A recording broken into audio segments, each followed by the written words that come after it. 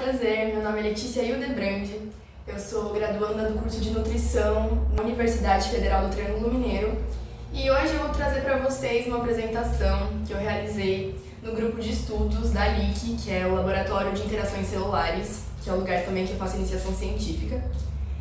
E foi proposto para mim que eu fizesse então uma apresentação com base em uma revisão narrativa sobre a microbiota intestinal, a translocação bacteriana e as interações com a dieta.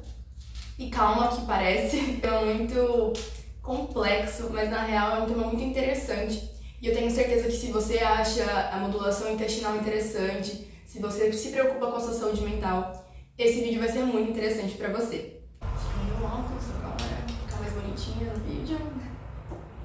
Pois bem, para facilitar, toda a minha apresentação vai aparecer aqui para vocês, que é a mesma coisa que eu vou estar vendo no meu computador.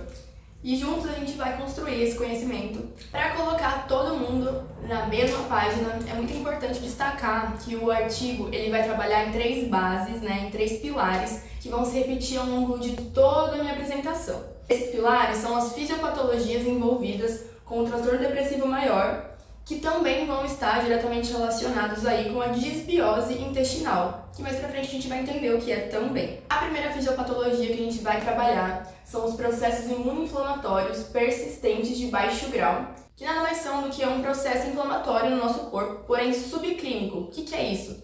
Significa que não é suficiente para estar desencadeando aqueles sintomas característicos da inflamação, que seria calor, tumor, rubor, dor. Tudo isso não vai acontecer, porque é subclínico. A segunda fisiopatologia é o estresse oxidativo e nitrosativo com espécies reativas de oxigênio e nitrogênio. E por fim, a ativação do eixo hipotálamo-hipófise adrenal, que está aí muito relacionado com a produção dos hormônios adrenalina e noradrenalina. Todos esses processos, então, estão relacionados diretamente, como eu disse, com o distúrbio depressivo maior, que por sua vez está relacionado com a disbiose intestinal. Porém, o artigo não se limita a isso, ele ainda quer trazer outras características que se correlacionam com isso. Para isso, ele traz alguns distúrbios crônicos que são comórbidos com o transtorno depressivo maior, ou seja, que acontecem conjuntamente com o transtorno depressivo maior em alguns pacientes, sendo eles a síndrome do intestino irritável, muito conhecida, a síndrome da fadiga crônica, a obesidade e a diabetes mellitus do tipo 2, que é aquela em que o paciente desenvolve a resistência à insulina. Agora que a gente já entendeu que esses 3 pilares, essas 3 fisiopatologias, elas vão se repetir tanto no transtorno depressivo maior quanto em suas comorbidades e elas estão correlacionadas com a disbiose intestinal, eu vou falar para vocês tudo que a gente vai ver ao longo dessa apresentação. Para começar, eu vou falar um pouquinho para vocês sobre os métodos, como que os autores desenvolveram essa revisão narrativa.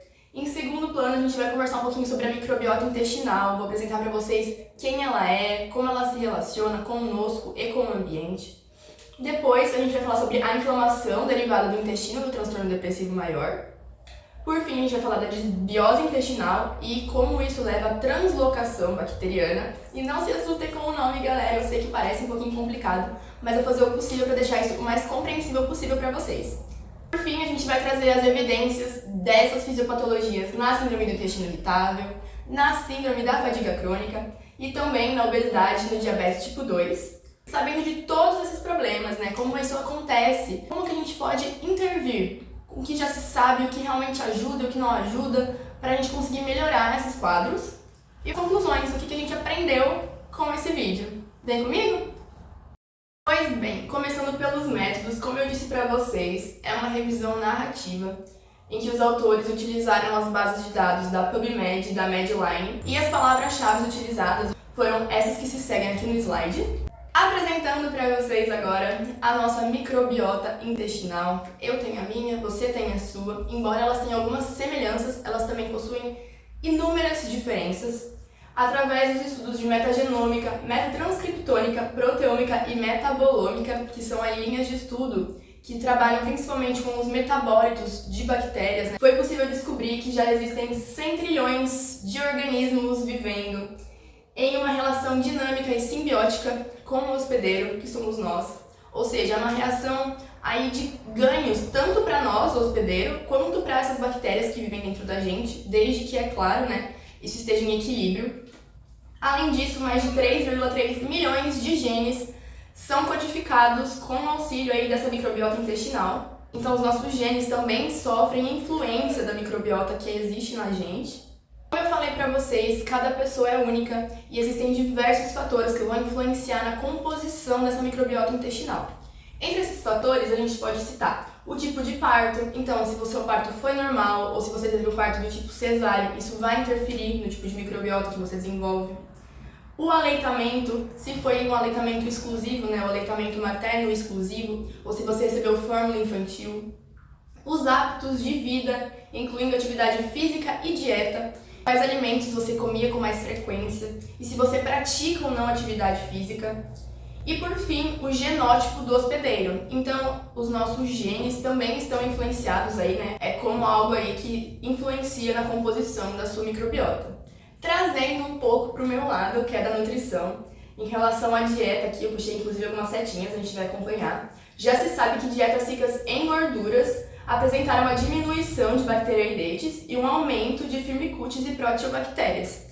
E a gente vai ver que a composição da microbiota acaba começando a influenciar depois lá na desbiose intestinal. Então, o tipo de filo que habita na gente, que prevalece na gente, é extremamente importante. Por fim, a dieta proteica, né, em contrapartida da dieta lipídica, ela levou a um aumento da diversidade da microbiota em 22 filos. O que é positivo, porque a gente está vivendo ali dentro, as bactérias que estão ali no nosso intestino, elas estão vivendo ali quase como uma guerra, né? A gente sabe da lei da competição entre esses seres. Então, ter essa diversidade é importante para manter o mesmo equilíbrio. Esse slide é extremamente interessante, eu não sei se todos conhecem já, mas já existem procedimentos de transplante fecal. Inclusive, se vocês não conhecem sobre esse procedimento e tiverem curiosidade de saber como ele acontece, podem me falar nos comentários que eu faço um vídeo só para falar sobre isso. Mas, atualmente já existe esse procedimento que já tem dado resultados extremamente positivos para aqueles que realizam. E aqui foi utilizado exatamente esse procedimento para se fazer um estudo relacionado aí com a depressão. Então, pegaram, né, pessoas saudáveis e também pessoas que se enquadravam nos sintomas depressivos que se queriam estudar. E fizeram um transplante fecal para modelos animais que estavam livres de germes. Ou seja, a microbiota intestinal desses animais estava preparada para receber o transplante fecal e que houvesse interferência da microbiota própria do animal.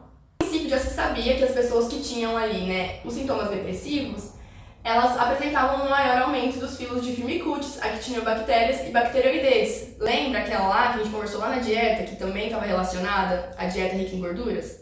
Pois bem, fizeram um transplante fecal e percebeu-se que os modelos animais, ou os camundongos que receberam a microbiota das pessoas com o transtorno depressivo, né, os sintomas depressivos, os ratinhos começaram, né, os camundongos começaram a sentir, né, e ter sintomas parecidos, enquanto os controles saudáveis não apresentavam os mesmos sintomas.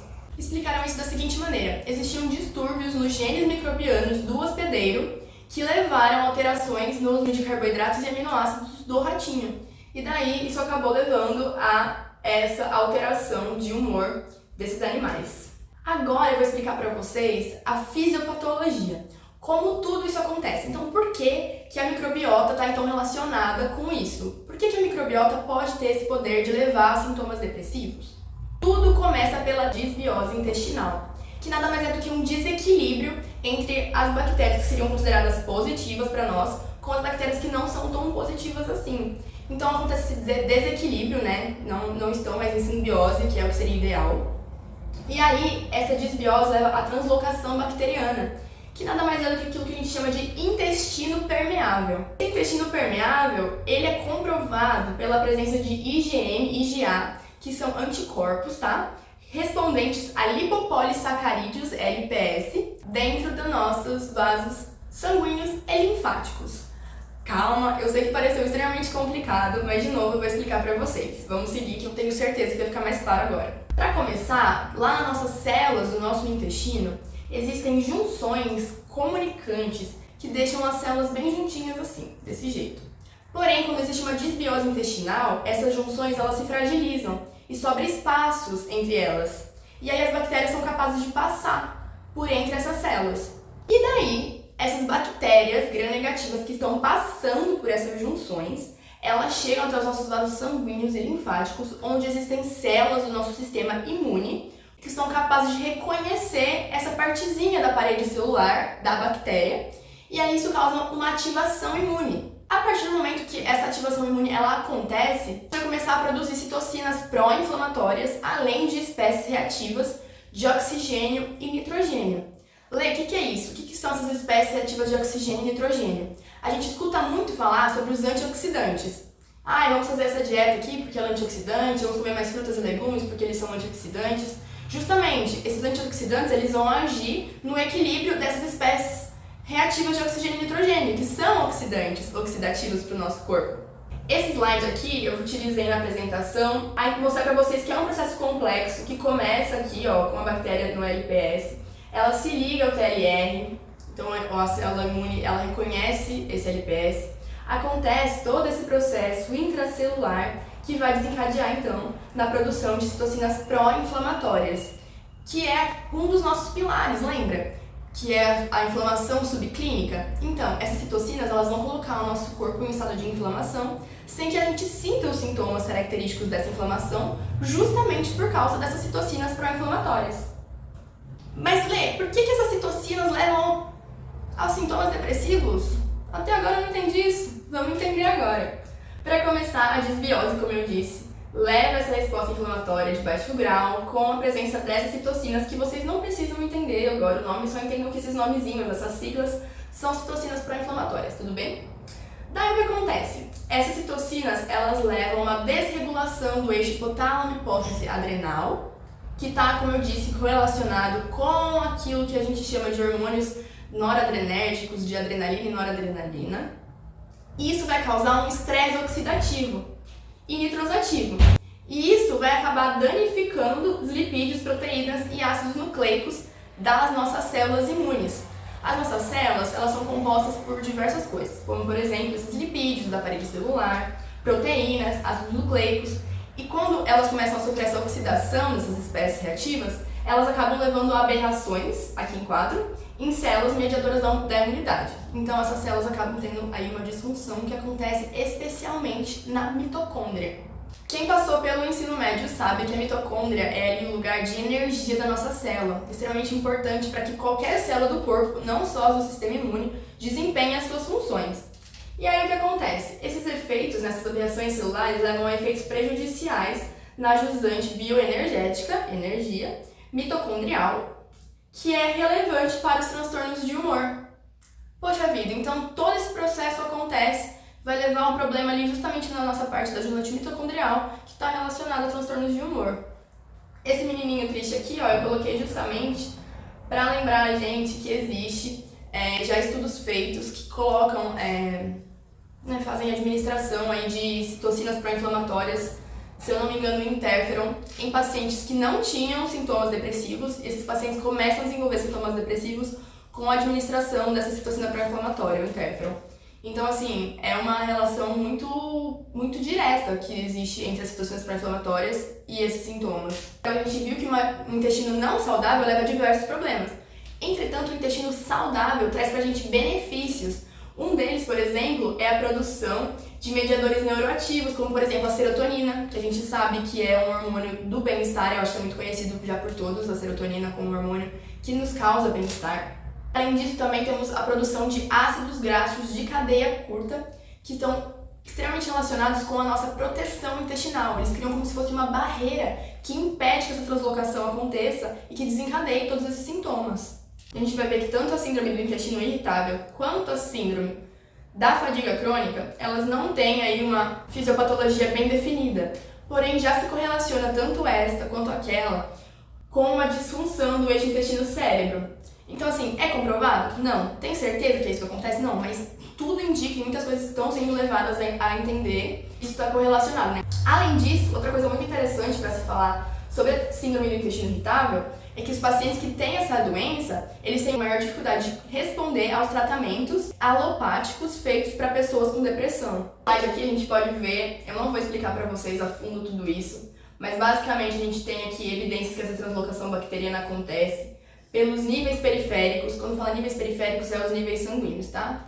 Níveis periféricos mais altos de LPS, a presença de anticorpos antiflagelina, que também é aí um componente de micro-organismos, e bactérias que tem flagelo. Mais uma vez, agora, na síndrome da fadiga crônica, ele leva sintomas semelhantes à gripe antes de desencadear, de fato, essa sensação de fadiga, de cansaço mental e físico após algum esforço, ou físico ou mental. Mais uma vez, não se sabe, né, qual é a fisiopatologia. Os níveis periféricos de interleucinas pró-inflamatórias também estão elevados. Há disfunções mitocondriais e níveis de antioxidantes são diminuídos nessas pessoas.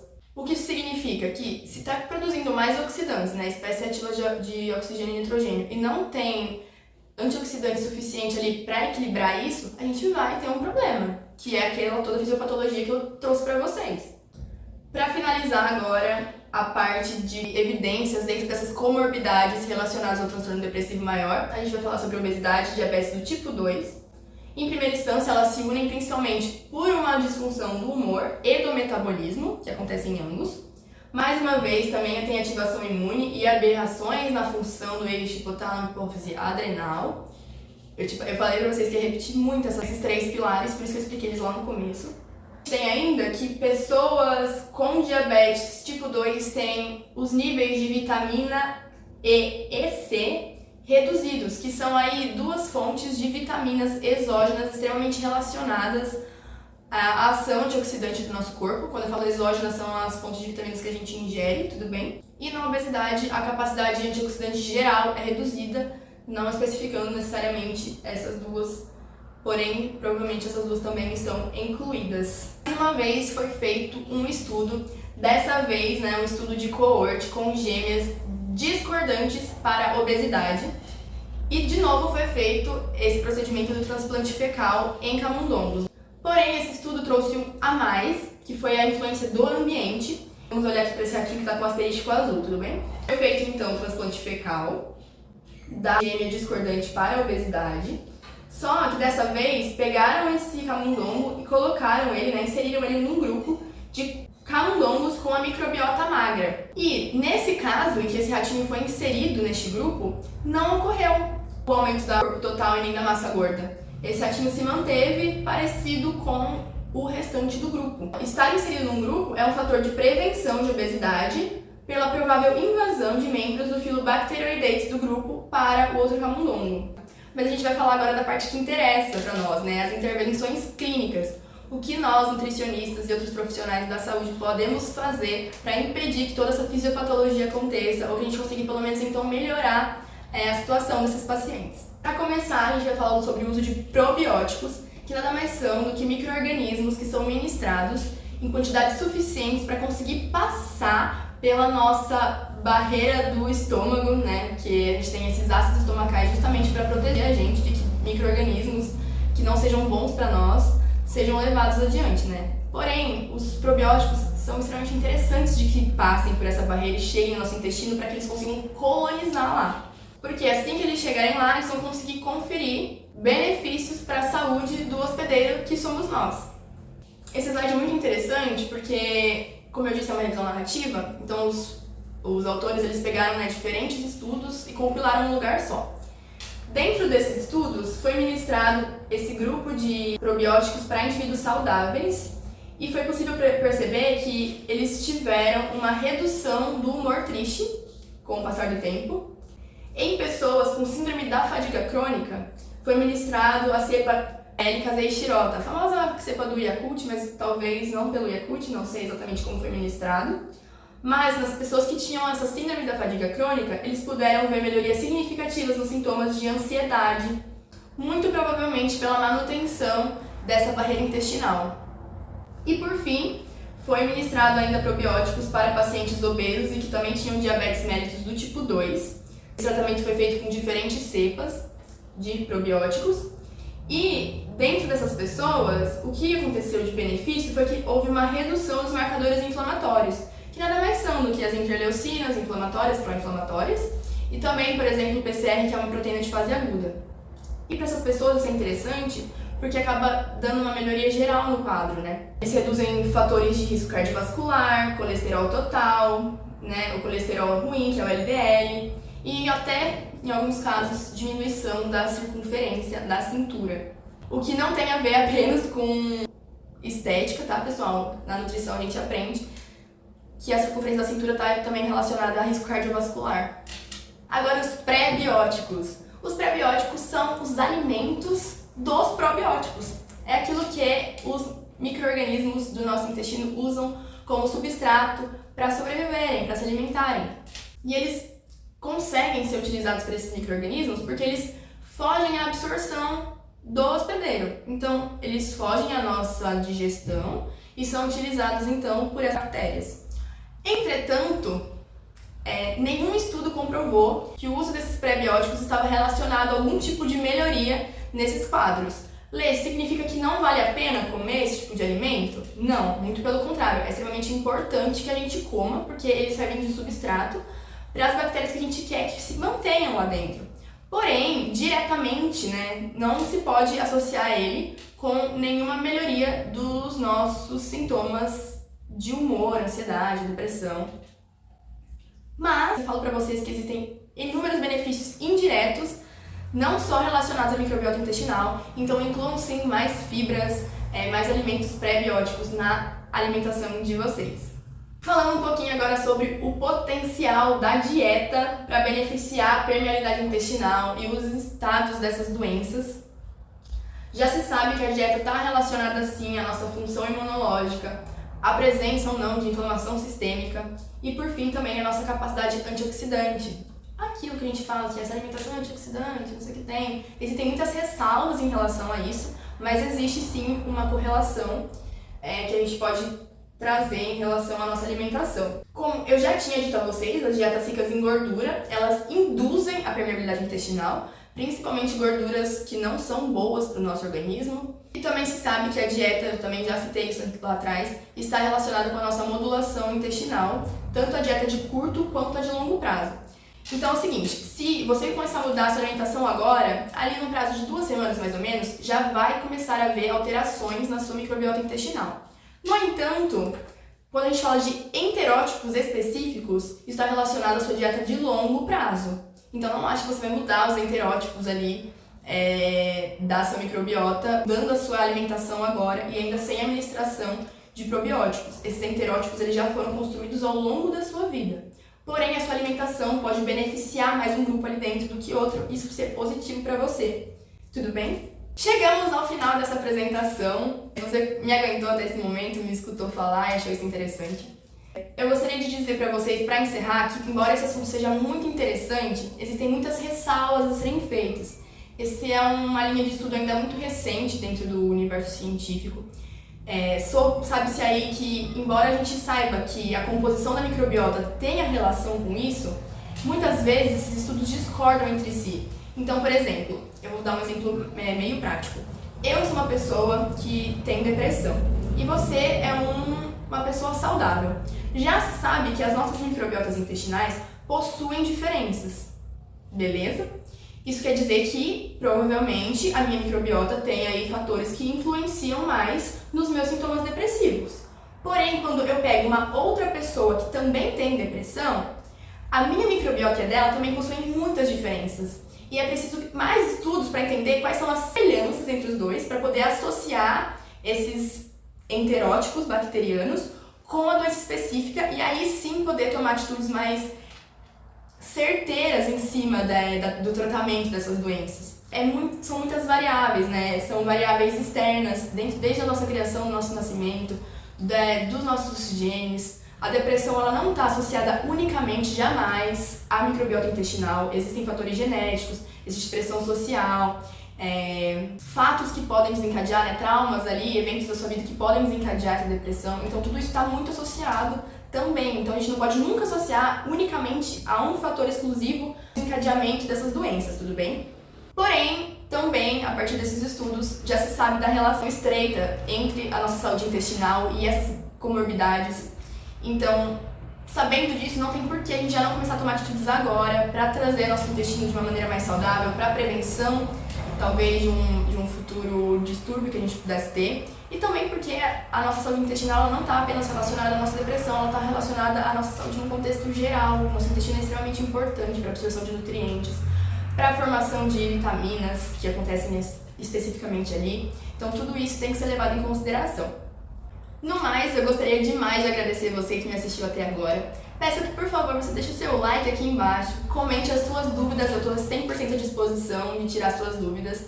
Eu ainda estou me formando em nutrição, então aquilo que eu não puder responder, que não for ético, eu vou estar procurando trazer referência sempre, tá bem? Inclusive a referência deste artigo vai estar na descrição do vídeo, tudo bem? Espero muito que vocês tenham gostado. Um beijo, estamos de volta, espero estar com vocês mais vezes ao longo deste ano. Tchau, tchau!